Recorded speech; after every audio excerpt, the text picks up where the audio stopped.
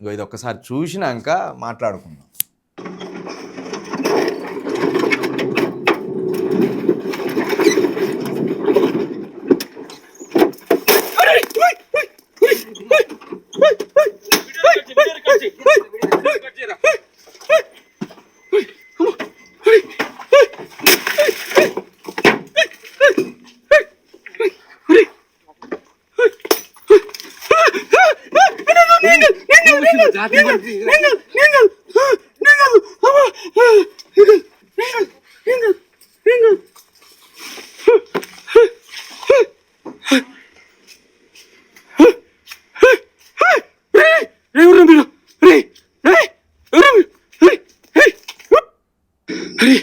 అమ్మో నా కొడుకులు పోయారు. అయ్యారు భుజం మీద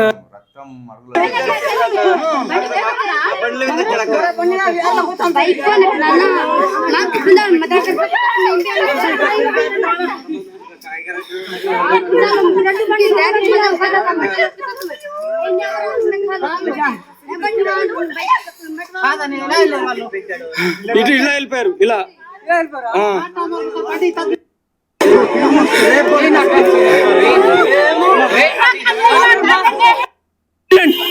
silent silent silent silent silent అయ్యగారు. అతనికి దెబ్బలు తక్కువే తగిలినాయి అమ్మ. దెబ్బలేం తగలు ఎత్తేసారు అవతల.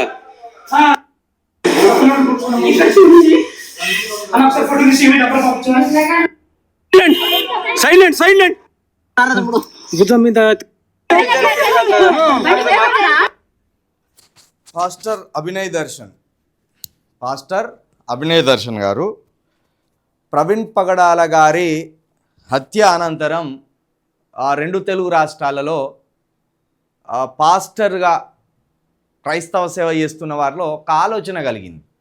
ఏం ఆలోచన అంటే, ఈ క్రైస్తవ సమాజం అంతా కూడా కొంత స్తబ్దతగా, ఒక చెంప మీద కొడితే ఇంకో చెంప చూపించాలి, మనల్ని ఎవరన్నా దాడి చేస్తే దేవుడే చూసుకుంటారు అని ఒక నిస్సాయమైన స్థితిలో ఈ భౌతికమైన రాజ్యాన్ని విడిచిపెట్టి ఇంకొక పరలోక రాజ్యం ఉంటుంది, అక్కడ మనకు నిత్యం సుఖం ఉంటుంది, దేవునితో నిత్యం మనం ఆనందంగా గడుపుతాం అని ఈ లోకంలో పోరాడవలసిన ప్రయత్నం చేయకుండా పరలోక రాజ్యం ప్రయత్నం కోసం ఎప్పుడు దాడులకు గురవుతుంటూ వాళ్లకు వాళ్ళే హింసను అనుభవిస్తూ బైబుల్ పట్టుకొని చర్చికి పోయేస్తుంటారు. అంతే, ఇక వాళ్ళకు ఓట్ల రాజకీయం వద్దు, అవతలోడు శత్రువై మనల్ని చంపుతామంటే కూడా చంపుకోర్రి, యేసయ్య చూసుకుంటారు అని వెళ్ళిపోతారు. యేసయ్య వీళ్ళ కోసం వస్తారని వీళ్ళ నమ్మకం. ప్రస్తుతం భౌతిక దాడి జరుగుతుంది, లేకపోతే చంపుతారు, లేకపోతే భయభ్రాంతులకు గురి చేస్తారు, లేకపోతే అవమానానికి గురి చేస్తారు, ఏదో ఒకటి చేస్తారు. అట్లా పరిస్థితులు తయారైనాయి. అయితే ప్రవీణ్ పగడాల గారి హత్య ఏదైతే ఉన్నదో అది 2 తెలుగు రాష్ట్రాల్లో ఉన్న క్రైస్తవుల్లో ఒక్కసారిగా ఒక విప్లవాన్ని రాజేసింది. ప్రవీణ్ పగడాల గారి లాంటి ఒక జ్ఞానవంతుని, ప్రవీణ్ పగడాల గారి లాంటి ఒక విప్లవ జ్యోతి, ఇది క్రైస్తవ మతంలో ఒక విప్లవ జ్యోతి, అలాంటి వాడిని ఇతర మతాల మీద కానీ ఇతర కులాల మీద కానీ ఏనాడు దుర్భాషలాడని వాడిని ఇంత దారుణంగా పకడ్బందీగా ఒక స్కెచ్ చేసి ఇట్లా చంపేయడము అన్యాయమని 2 తెలుగు రాష్ట్రాల్లో ఉన్న క్రైస్తవులు ఈసారి కన్నీరు పెట్టడంతో పాటు రెవెల్యూట్ అయిన వాళ్ళు ఒక్కసారిగా బ్లాస్ట్ అయింది. ఒక్కసారిగా వాళ్ళలో ఆలోచన కలిగింది. ఆ ఆలోచనతోటి ఇక్కడ ఆయన మన ఖమ్మం దగ్గర ఇంకో పాస్టర్ ఉంటాడు, యువకుడు, ఆయనను ఈయన చెరో పార్టీ పెట్టింది. ఈయనేమో అభినయ దర్శన్, ఆయన పేరు అజయ్ పాస్టర్ గారు. అజయ్ పాస్టర్ గారు ఒక పార్టీ పెట్టిండ్రు, అభినయ దర్శన్ గారు భరోసా పార్టీ అని ఆయన ఒక పార్టీ పెట్టి వీళ్ళు ఎవరి వేదికల మీద వాళ్ళు పాదయాత్రలు చేస్తున్నారు, క్రిస్టియానిటీలో ఓటు చైతన్యం గురించి బోధిస్తున్నారు. మనం ఓట్లుగా మారితేనే ఈ రాజ్యంలో, ఈ తెలంగాణలో కావచ్చు, అటు ఆంధ్రప్రదేశ్లో క్రైస్తవుల మీద దాడులు ఆగుతాయి, క్రైస్తవుల సంబంధించిన నాయకులు చట్టసభల్లో ఉంటే మీకు బలమైన చట్టాలు వస్తాయి, మిమ్మల్ని కాపాడుకోగలం అనే ఒక ఆలోచనతోటి అభినయ దర్శన్ గారు ఒక 7-8 నెలలుగా ఈ అరకు ప్రాంతంలో, ఏజెన్సీ ప్రాంతంలో పాదయాత్రలు చేస్తున్నాడు. ఈ పాదయాత్రలు చేసే సమయంలోనే అనేక సార్లు నా మీద దాడులు జరిగే ప్రయత్నాలు ఉన్నాయి, నన్ను చంపే ప్రయత్నం జరగబోతుంది, ప్రభుత్వం వారు నాకు రక్షణ కల్పించండి, నేను వెళ్ళే మార్గంలో అనేక సార్లు ఈ దుండగులు నా మీద దాడులకు పాల్పడే అవకాశం ఉన్నదని ఆయన ప్రతిరోజు మొత్తుకుంటూనే ఉన్నాడు. కానీ ఆంధ్రప్రదేశ్ ప్రభుత్వం ఆయన మాటలను కానీ, ఆయన బాధను కానీ, ఆయన ఆవేదనను కానీ పట్టించుకునే పరిస్థితుల్లో లేదు. ఇప్పుడు మొత్తానికి నిన్న ఇట్లా ఏజెన్సీ ప్రాంతంలో ఆయన తన టీమును తీసుకొని ప్రచారానికి పోతున్న క్రమంలో ఇట్లా దాడి చేసింది. ఆంధ్రప్రదేశ్లో పరిస్థితులు చేయి దాటిపోయినాయి. ఆంధ్రప్రదేశ్లో మత ఘర్షణలు యూపీని తలపిస్తున్నాయి. ఒకనాడు ఉత్తరప్రదేశ్లో మత ఘర్షణలు జరిగేవి, కానీ ఈరోజు ఏపీలో నిత్యం ఏదో ఒక చోట క్రైస్తవుల మీద దాడులు, దళితులను వెలివేయడం, క్రైస్తవులను హింసించడం. ఇక ప్రస్తుతం ఆంధ్రప్రదేశ్లో కూటమి ప్రభుత్వం ఏదైనా సాధిస్తుందా అంటే ఇదే సాధిస్తుంది. తెల్లారులైతే ఏ మాదిగ వారినో, మాల వారినో, రెల్లి వారినో అవమానించడం, కులపరమైన దూషణలు చేయడం, వాళ్ళ మీద దాడులు చేయడం, వాళ్ళను గ్రామ బహిష్కరించడం. ఏకంగా డిప్యూటీ సీఎం పవన్ కళ్యాణ్ గారి నియోజకవర్గంలో పిఠాపురంలో కూడా ఒక గ్రామంలో మాలవారిని ఆ ఊరి నుండి వెలివేసిండ్లు. దళితులను వెలివేయడం, హింసించడం, అవమానపరచడం, క్రైస్తవుల మీద దాడులు చేయడం.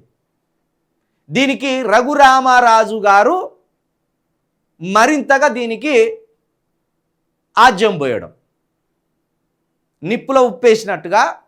రఘురామరాజు గారు ఎమ్మెల్యే ఉన్నారు కదా, ఆయన నిప్పులో ఉప్పేసినట్టుగా ప్రతిరోజు క్రైస్తవులను కట్టడి చేస్తాం, క్రైస్తవ మతాన్ని నిర్మూలిస్తాం, క్రైస్తవులను మళ్ళీ వెనుకకి తీసుకొస్తాం, ఈ ఉద్రేకపూరమైన మాటలు మాట్లాడడం, ఈ ఆవేశపూరితమైన మాటలు మాట్లాడడం అక్కడ జరుగుతుంది. నేను దయచేసి ఆంధ్రప్రదేశ్లో ఉన్న క్రైస్తవులకు ఒకటి విజ్ఞప్తి చేస్తున్నా. మీరు పవన్ కళ్యాణ్ని నమ్మకండి, చంద్రబాబు నాయుడిని నమ్మకండి, మీరు బీజేపీని నమ్మకండి. మీరు ఓట్లుగా మారి మీకు ఎవరు రక్షణ కల్పిస్తారో వాళ్ళకే అండి. మీరు ఆల్రెడీ మోసపోయిన్లు. అభివృద్ధి అభివృద్ధి అభివృద్ధి అంటే మీ గుడిసెలు మారలేదు, మీకు ఉద్యోగాలు రాలేదు, పోనీ మీ మీద అసమానత పోలేదు. పవన్ కళ్యాణ్ అనేవాడు సినిమాలలో ఎగిరిద్దాన్ని 2.5 గంటల్లో మొత్తం సస్యశామలం చేసి హీరోలాగా బిల్డప్ ఇచ్చేది అదంతా ఒట్టిదే. అది నిజ జీవితంలో ఆయనలో లేదు. ఆయన నిజ జీవితంలో సినిమాల్లో నటించినట్టుగా హీరో కాదు. ఆయన వచ్చినాకనే ఇంకా ఇదే ఆంధ్రప్రదేశ్లో హిందూ యువకుల్లో ఒక లేని పౌరుషం వచ్చేసింది, లేని ఒక ఉద్రేక్తలు ఆయన వల్ల వస్తున్నాయి. ఇన్ని రోజులు ఆంధ్రప్రదేశ్లో కులం అనేది ఉండే, ఇప్పుడు మతం అనేది వచ్చి దానికి యాడ్ అయింది. అక్కడ ఎక్కువ కులపరమైన దాడులు, కులపరమైన హింస ఉండేది. కానీ పవన్ కళ్యాణ్ గారి వల్ల, రఘురామరాజు గారి వల్ల, అక్కడున్న బీజేపీ నాయకుల కంటే కూడా ఈ ఇద్దరి వల్లనే ఒక భయంకరమైన మత హింస అక్కడ రాజుకుంటున్నది. మరి దీన్ని ఆంధ్రప్రదేశ్ యువకులు అర్థం చేసుకోవాలి, ఆంధ్రప్రదేశ్ దళితులు అర్థం చేసుకోవాలి, ఆంధ్రప్రదేశ్ క్రైస్తవులు అర్థం చేసుకోవాలి. ఎక్కువగా ఆంధ్రప్రదేశ్లో క్రైస్తవులు దళితులే, ఇంకా ఓసీలు కూడా, కాపులు, కమ్మలు, రెడ్డిలు కూడా ఎక్కువ మంది అక్కడ క్రైస్తవంలోకి మారింది. మరి క్రైస్తవ మతంలో ఉన్న ఆధిపత్య వర్గాలు ఈ దాడుల మీద ఎందుకు మాట్లాడతలేవు? మొన్న గత సంవత్సరం క్రితం అది ప్రవీణ్ పగడాల గారిని అత్యంత క్రూరంగా దారుణంగా చంపేశాం. ఇప్పుడు కరెక్ట్గా సంవత్సరం తర్వాత అభినయ్ దర్శన్ గారి మీద దాడి జరిగింది. సరే, ఇప్పుడు ప్రాణాపాయ స్థితిలో ఏం లేడు, బయటపడ్డాడు. కానీ ఇది ఇట్లనే జరిగితే ఎట్లా? ఆంధ్రప్రదేశ్ని ఉత్తరప్రదేశ్ చేద్దాం అనుకుంటానులా. ఈ కూటమి నాయకులు, ఈ కూటమి ప్రభుత్వం ఆంధ్రప్రదేశ్ను ఏం చేయదలుచుకున్నది, అక్కడున్న క్రైస్తవులను ఏం చేయదలుచుకున్నది, అక్కడున్న దళితులను ఏం చేయదలుచుకున్నది? మరి దీనికి సంబంధించి ఆధిపత్య వర్గాల్లో ఉన్న క్రైస్తవులు ముందుకొచ్చి మాట్లాడరా? ఈ దాడులు ఇట్లే కొనసాగిస్తారా? ఈ దాడులు ఇట్లే చేసుకొని చచ్చిపోరు అంటారా? ఆల్రెడీ ఒక గొప్ప జ్ఞానవంతుని ఆంధ్రప్రదేశ్ సమాజం, తెలంగాణ సమాజం కోల్పోయింది. ప్రవీణ్ పగడాల లాంటి ఒక గొప్ప జ్ఞానవంతుని కోల్పోయింది సమాజం. మరి మళ్ళా ఇట్లా ఈ పరంపరలోనే ఒక్కొక్క పాస్టర్ని చంపుకుంటా వెళ్ళమని కూటమి ప్రభుత్వం ఏమన్నా ఈ దుర్మార్గులకు లైసెన్సులు ఇస్తున్నదా? ఆయన మార్గాన ఆయన వెళ్ళిపోతా అంటే ఇట్లా వెంటాడి వేటాడి ఆయన మీద దాడి చేయడం అనేది ఖచ్చితంగా దీన్ని అందరు ఖండించవలసిందే. ముఖ్యంగా చంద్రబాబు నాయుడు గారు దీనికి బాధ్యత వహించవలసిందే. గతంలో మీ పాలనలో లేని మతపరమైన దాడులు ఇప్పుడు ఆంధ్రప్రదేశ్లో ఎందుకు జరుగుతున్నాయో ఒకసారి ఆలోచించుకోండి. మీరు ఎవరి పంచన చేరడం వల్ల ఇలాంటి దారుణాలు చోటు చేసుకుంటున్నాయో కూడా ఒకసారి ఆలోచించండి. పవన్ కళ్యాణ్ గారు మీరు కూడా ఆలోచించాలి. మీరు సినిమా యాక్టర్గా సినిమాల్లో నటించి అద్భుతాలు చేసినట్టుగా మరి ఈ రాజకీయంలోకి వచ్చినాక మీకు ఆ మతపరమైన ఆలోచనలు ఎందుకు మిమ్మల్ని చుట్టూ అలుముకున్నాయి? సినిమాలో చాలా మంచివాడిగా, పేదల పక్షాన కొట్లాడిన వాడిగా, దళితుల పక్షాన కొట్లాడిన వాడినిగా, అణగారిన వర్గాల పక్షాన కొట్లాడిన వాడిగా సినిమాల్లో నటిస్తావు కదా, మరి రియాలిటీలోకి వచ్చే వరకు ఎందుకు ఈ విద్వేషపూరితమైన మాటలు, ఈ ఉత్ప్రేరకం లాంటి మాటలు ఎందుకు మాట్లాడి అక్కడ ప్రజల్ని కన్ఫ్యూజ్ చేసి ఇట్లా యువకులను మతపిచ్చి యువకులుగా తయారు చేస్తున్నాం? అభినయ్ దర్శన్ గారి మీద జరిగిన దాడిని మేము తీవ్రంగా ఖండిస్తున్నాం. మేము తెలంగాణ వాళ్ళం అయినప్పటికీ తెలుగు రాష్ట్రాలలో హిందూ మతం ప్రజలు మంచిగా ఉండాలి, క్రైస్తవ మతం ప్రజలు మంచిగా ఉండాలి, ఇస్లాం మతం ప్రజలు మంచిగా ఉండాలి, దళితులు మంచిగా ఉండాలి, బీసీలు మంచిగా ఉండాలి, అన్ని వర్గాల ప్రజలు మంచిగా ఉండాలని మేము తెలంగాణ వారిగా కోరుకుంటాం. కాబట్టి అభినయ్ దర్శన్ గారి మీద దాడి చేసిన వాళ్ళను వెంటనే అదుపులోకి తీసుకోవాలి, వాళ్ళను చట్టపరంగా శిక్షించాలి. మరొకసారి ఆంధ్రప్రదేశ్లో మతపరమైన ఉన్మాదానికి ఎవరు పాల్పడ్డా చాలా భయంకరమైన శిక్షలు ఉంటాయనేది మీరు వాళ్ళకు చెప్పాలి. అక్కడ నాకు తెలిసినంత వరకు అయితే అక్కడ పవన్ కళ్యాణ్, రఘురామరాజు గారు వీళ్ళే ప్రమాదంగా మారింది. ప్రశ్నించవలసిన వాళ్ళు ప్రశ్నిస్తలేరు. ఒక జడ శ్రవణ్ కుమార్ లాంటి వాళ్ళు మాత్రమే చాలా బలంగా నిలబడి ప్రశ్నిస్తున్నారు.